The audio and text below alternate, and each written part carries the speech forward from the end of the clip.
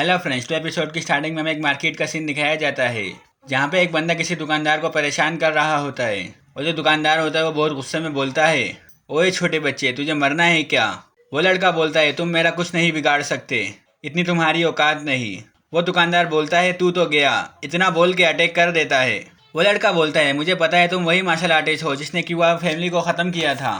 आज तो मैं तुम्हारी जान निकाल के रहूँगा। इतना बोल के ये लड़का भी अटैक करने के लिए तैयार हो जाता है।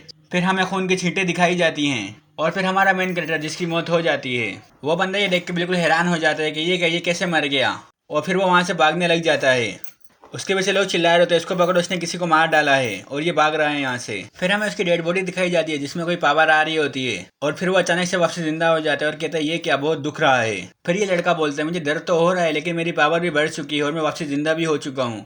और दोस्तों, यही हमारा मेन कैरेक्टर है जिसका नाम क्याओमो है। फिर वो अपनी पुरानी बॉडी से सामान निकालने लग जाता है और सिस्टम से कहते हैं, सिस्टम मेरा लेवल अप कर दो, मैं मर चुके जिंदा हो चुका हूँ वापसी।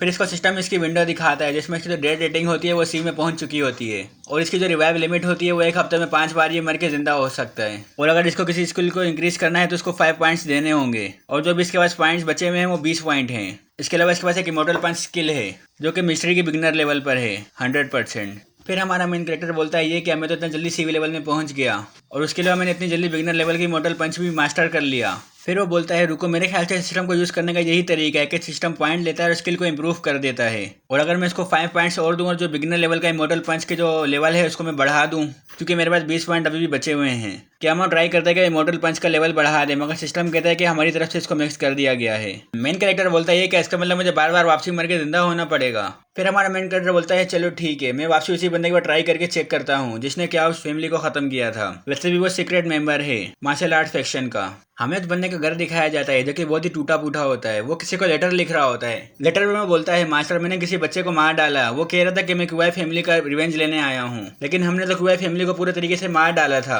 वो भी आधे साल पहले। फिर वो बोलता है, चलो ठीक है, कोई मसला नहीं, वैसे भी सारे के सारे क्यूआई फैमिली के मर चुके हैं। इतने में इसको कुछ पीछे महसूस होता है। वो कहता है, कौन है वहाँ पे? हमारा मेन कैरेक्टर दरवाजा खोल के अंदर आ जाता है। ये देख के डर जाता है और बोलता है कि तुम तो मर चुके थे, तुम जिंदा कैसे हो? क्यामिंग बोलता है, तुमने मेरे छोटे भाई को मार डाला है, अब मैं उसका बदला लेने आया हूँ और मेरा नाम क्याओकिंग है और इसके लिए तुम्हें पे करना होगा। फिर वो बोलता है, द सीक्रेट टेक्निक, इतना बोल के वो उसके ऊपर अटैक कर देता है। वो बंदा भी उसको जैसे तैसे रोक लेता है। फिर वो जब अटैक करता है तो उसका जो एक्स होता है वो हमारे मेन कैरेक्टर के उंगलियों के बीच में आके लगता है। वो लड़का बोलता है, क्या वो तुम्हें दर्द नहीं हो रहा? तुम हंस क्यों रहे हो इतना? क्या हम ये बोलते हैं, तुम मुझे चोट ही नहीं पहुंचा रहे, तुम मेरा कुछ भी नहीं बिगाड़ सकते। मगर मनी मन में रोना आ रहा होता है, कह रहे होते मेरा हाथ तो बहुत ज्यादा दुख रहा है। वो बोलता है, तुम पागल हो और तुम्हारा भाई भी पागल था।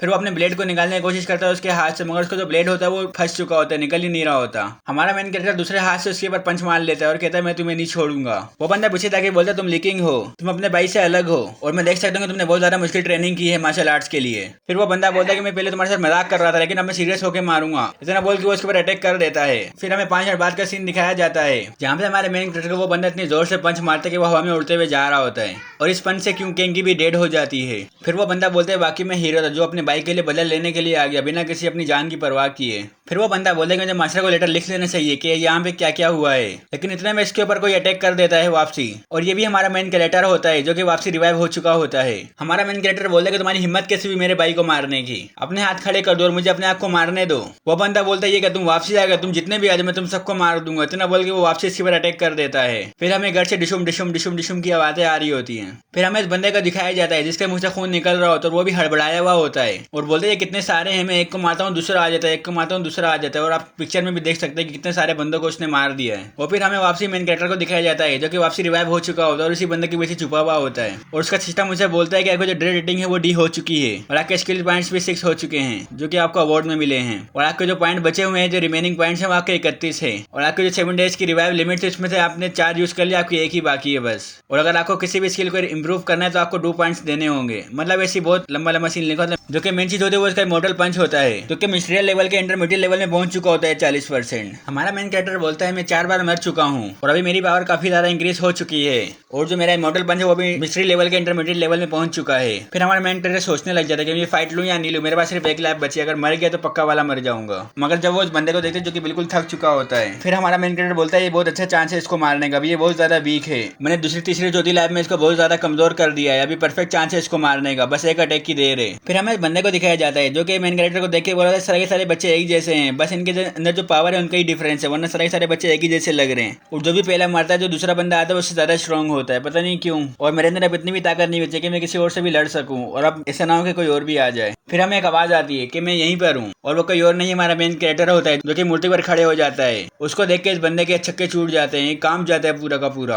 अब डर के मारे इस बंदे की हालत खराब हो जाती है। हमारा मेन कैरेक्टर बोलता है कि हेवनली जस्टिस, इतना बोल के वो उसके ऊपर एक अटैक कर देता है और फाइनली इसकी डेथ हो जाती है, वो मारा जाता है। फिर वो उस लेटर को देखता है, बोलता है ये कहता किसी को लेटर भेज रहा था, और मेरे ख्याल से मार्शल आर्ट्स फैक्शन ही है जिसको ये लेटर भेज रहा था। फिर हमारा मेन कैरेक्टर बोलता है कि मुझे इस लेटर को फेंकना नहीं चाहिए, ये लेटर मैं मिसेस स्नो को दे सकता हूँ। फिर वो येन सिटी की तरफ निकल जाता है। फिर हमारा मेन कैरेक्टर येन सिटी में आ जाता है, जहाँ पे वो एक दरवाजे के बाहर आके बोलता है मिसेस स्नो मैं आ चुका हूँ। गेट खुलता है और अंदर से आवाज आती है तुम कौन हो। हमारा मेन कैरेक्टर बोलता है मेरा नाम क्यूमाई है। वो बोलती है रुको, तुम्हारी आवाज तो बहुत अलग है, तुम क्यूमाई नहीं हो। क्रीमो बोलता है मुझे लगा ही था कि ये लड़की अंधी है, लेकिन इसकी सेंस बहुत शार्प है, मेरा ऑरा और मेरी ताकत बढ़ चुकी है, इसलिए मुझे कुछ और समझ रही है। क्यूमो समझाने लग जाता है उस लड़की को कि मैं वही हूँ जो आपके साथ रहता है। वो बोलती है मैं इसके ऊपर कैसे यकीन करूँ, तुम्हें कोई प्रूफ देना पड़ेगा कि तुम ही क्यूमो हो। फिर वो बोलता है अच्छा ठीक है कि तुम्हारा सरनेम ही निंग है। फिर वो पुरानी बातें याद करने लग जाती है, जहाँ पे हमारा मेन कैरेक्टर बार बार आके बोल रहा था कि तुम्हारा नाम निंग है क्या, तुम्हारा सरनेम निंग है क्या, तुम्हारा सरनेम निंग है। वो लड़की समझ जाती है कहाँ ये सच बोल रहा है, इसलिए वो उसके पास जाके चिपक जाती है और उसकी खुशबू सूंघने लग जाती है। हमारा मेन कैरेक्टर बोलता है तो वाकई मेरे लिए बहुत अच्छा दिन है। फिर क्यूमो बोलता है सिस्टर क्या आप मुझे सिखाएंगी आखिरी वाला चैप्टर इमोर्टल पंच का।